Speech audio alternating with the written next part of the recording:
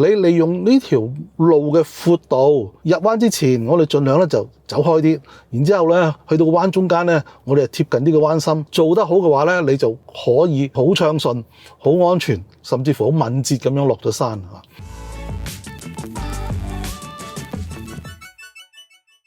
今日我哋講下點樣行大帽山，好好玩嘅。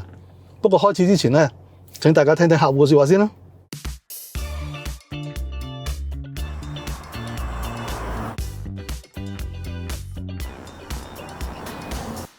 喂 Edmond 啊，蘇巴魯代理最近推出0蚊保養無憂上車計劃，哇，唔使轉做 service， 有冇咁筍啊？係㗎，計埋優惠總值有成5萬蚊㗎。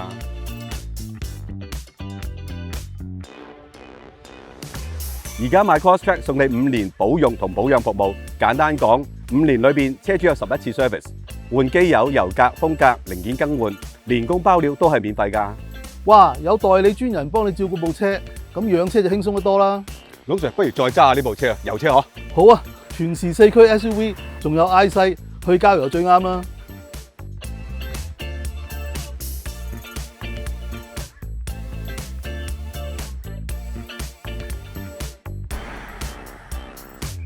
不久前咧，我哋有套片啊，係關於阿符嗰架車 Run In 啦。阿 Edmond 介紹咗我落山嘅揸法啦。阿 Edmond 話係放羊式嘅落山啊，咁即係放羊嘅意思，即係話一大群羊俾個方向佢，但係好任意嘅嚇，只要唔好太離譜，唔走甩嘅話咧，就有啲牧羊犬就唔會去做嘢嘅。其實簡單嚟講咧，我落山的確係一種比較隨意式，唔係咁中意用臂力嘅，尤其是咁呢套方法咪最好咧？即係我又唔敢講，但係咧就我自己覺得好舒服啊！我乘客都覺得 OK 嘅。咁你話係咪最快咧？咁肯定唔係啦。揸大帽山要快咧，有好多種方法嘅。咁啊，我都唔係好識，咁所以呢方面咧我就唔敢講太多啦。講呢個方法之前咧，就真係要講少少物理學先。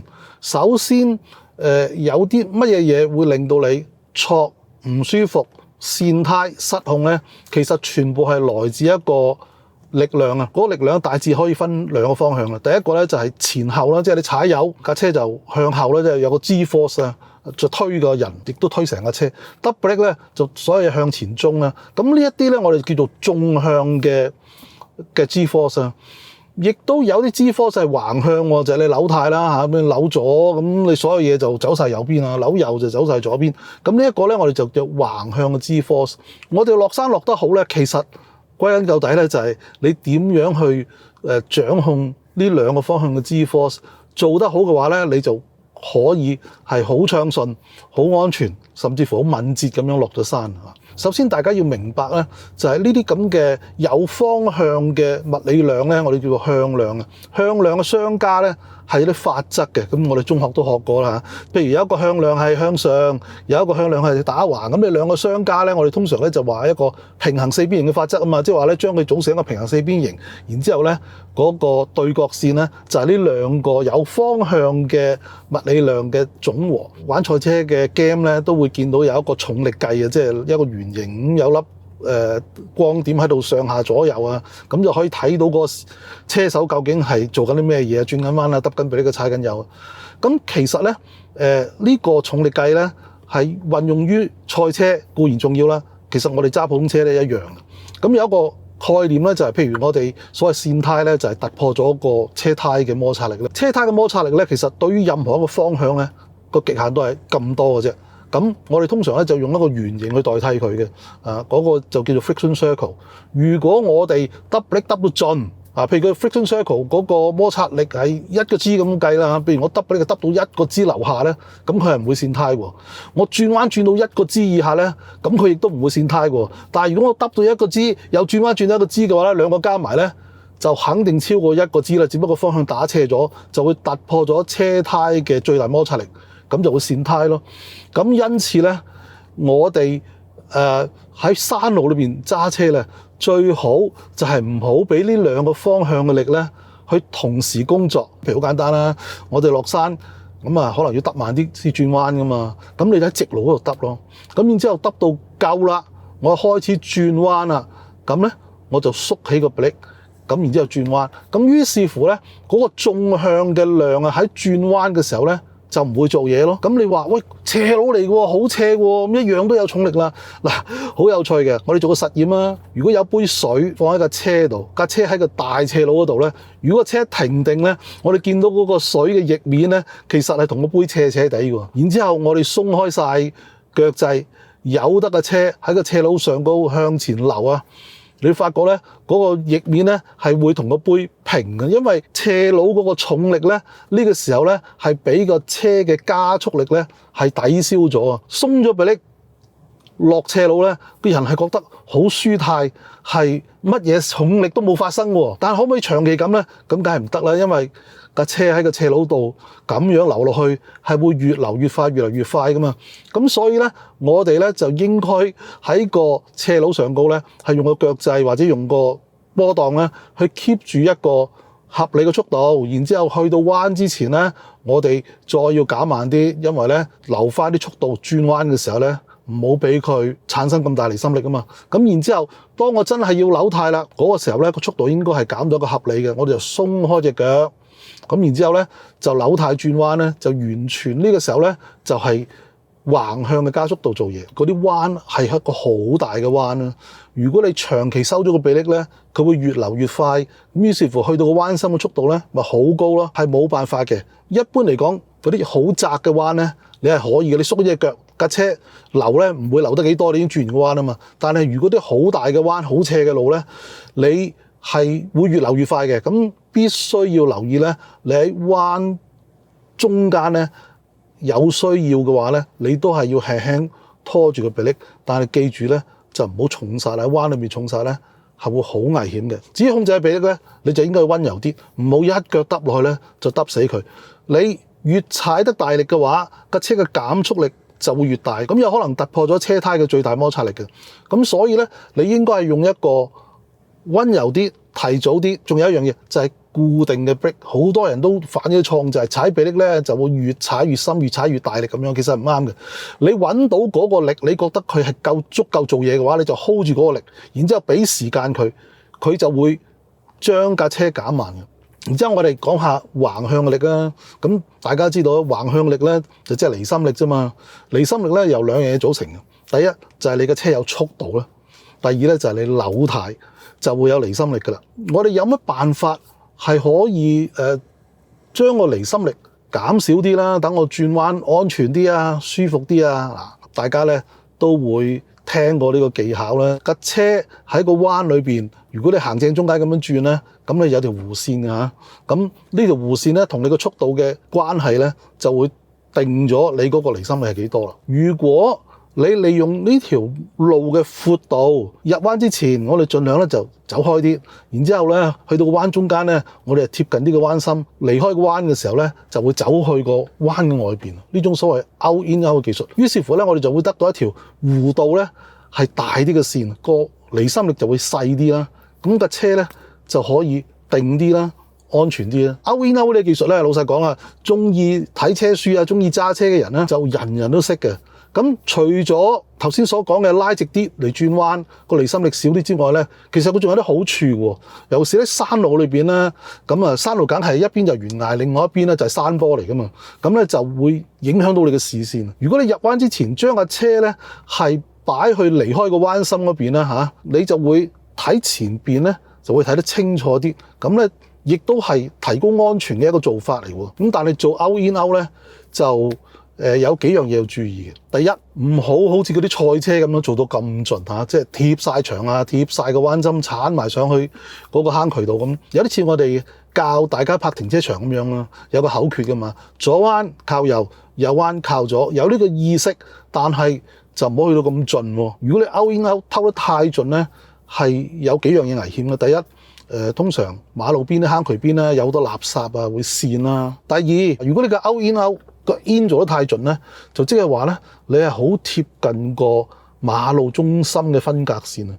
咁你真係唔知對面嗰架車點樣啊嘛？如果對面嘅車係波歐嘅嚇，或者佢根本上唔識嘅行錯線嘅，或者係一個好大嘅商用車輛，咁就會有危險噶啦。第三 out in out 咧，如果你做得太盡咧，好多時候咧後邊嗰啲車會有誤會啊！佢見到你偷埋馬路邊咧，佢就以為你讓路俾佢啊，咁可能會爬你頭咁，引起危險咯。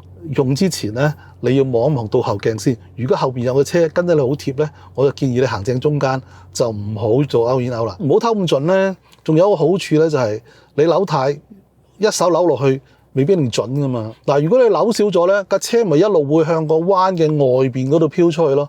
嗱，如果你本身係個勾煙勾冇遇到咁盡嘅，咁即係話咧，極其量架車飄出少少啫嘛。你喺呢個時候咧唔喐堂軚咧，其實架車一陣間會走翻入嚟。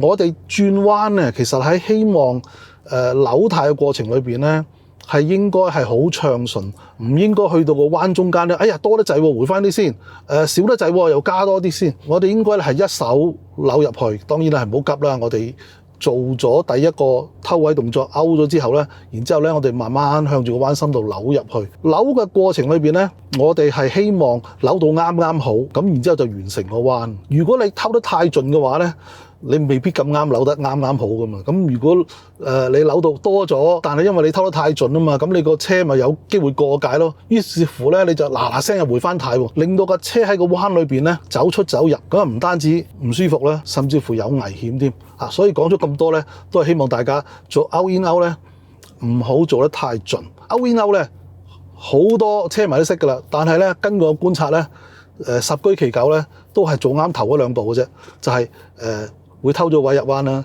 然之後向住個彎心扭軚啦。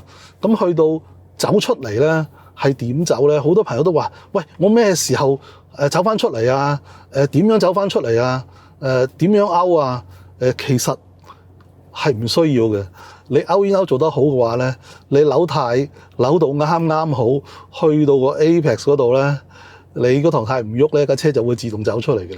如果你勾煙勾頭兩步做完之後，你係要回軚先至勾到咧，咁就即係你扭軚扭得多咗啦。你下次咧就唔好扭咁多啦。仲有一樣嘢關於勾煙勾咧係比較難啲嘅，就係好似大帽山咁樣咧，有好多連續嘅 S 彎。咁嗰啲 S 彎咧，如果你做完勾煙勾之後咧，你發覺已經去到第二個彎嘅彎心啊，見到呢啲咁樣嘅連續嘅彎咧，除非你非常之熟嗰條路啊，否則嘅話咧，你通常都係做完第一次勾煙之後咧，你見到下一個彎就到咧，咁好多時候咧都係唔會再勾出去嘅，係 keep 住嗰條線喺頭先嗰個彎嘅內彎嗰度，然之後咧就會變成下一個彎嘅外彎啊嘛。咁於是乎咧，就即係話將一個完整嘅勾煙勾咧，就會放喺第二個彎嗰度。第一個咧就只係做勾煙，就冇做勾啦。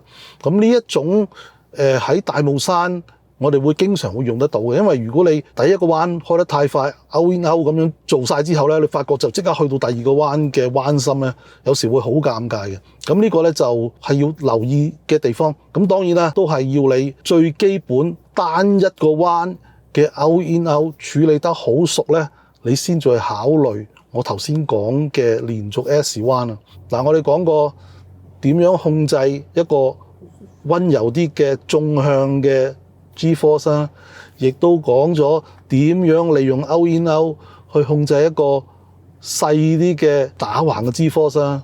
咁亦都講過咧，呢兩個 G-force 最好咧就唔好同時發生啦嚇，盡量唔好同時發生啦。有晒呢啲咁樣嘅理論，咁我哋不如去試一試實際操作嘅時候又點做咧？嗱，我哋咧常用嘅方法嘅就係放一杯水，因為咧水係最容易反映一個 G-force 究竟有幾大嘅。咁我哋又試下由大帽山射落去，睇下我呢一個方法又得唔得啊？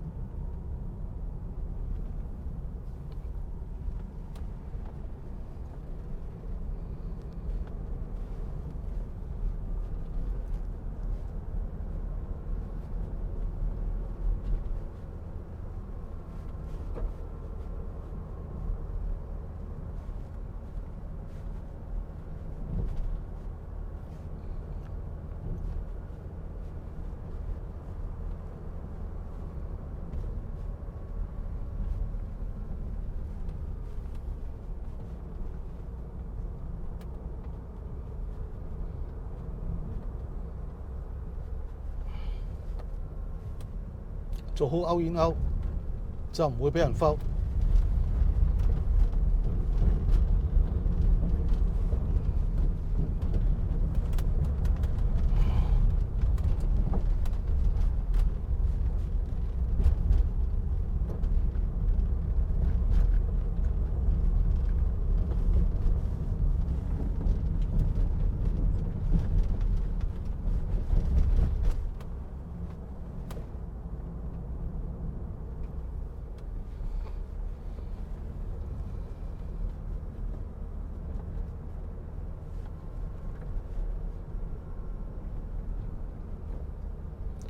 落車要鬆臂力啊！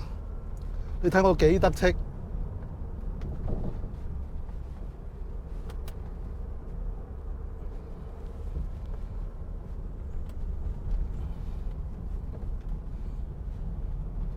有橫向嘅 G-force，我哋就唔俾縱向嘅 G-force。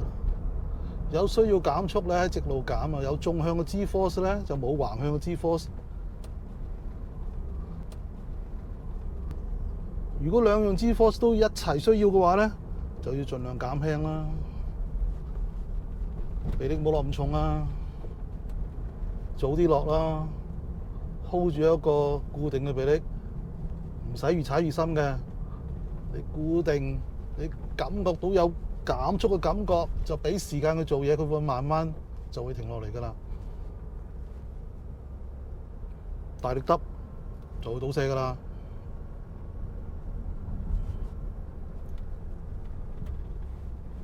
鬆臂扭軚 ，hold 住檔軚，勾煙勾，再嚟輕輕揼慢啲個車，鬆臂力扭軚，勾煙勾。嗱，個彎太大，越流越快，我哋要俾翻少少臂力。直路由佢流啦，唔超速就得㗎啦。跟住揼慢啲入彎。有彎條鬆臂力，勾煙勾，杯水一啲事都冇。揼臂力，鬆臂力，勾煙勾。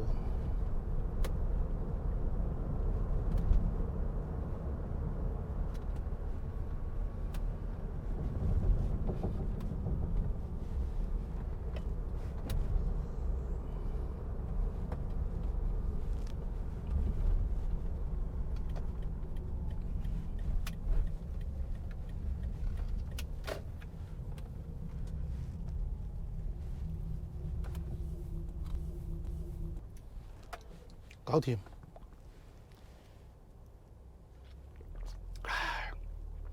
飲品公司應該揾我哋做代言人啦。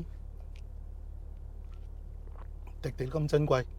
嗱，呢一段片咧係同大家分享我揸大霧山嘅習慣。咁我再講多一次啊，呢個係咪最好嘅方法咧？我唔敢講嚇。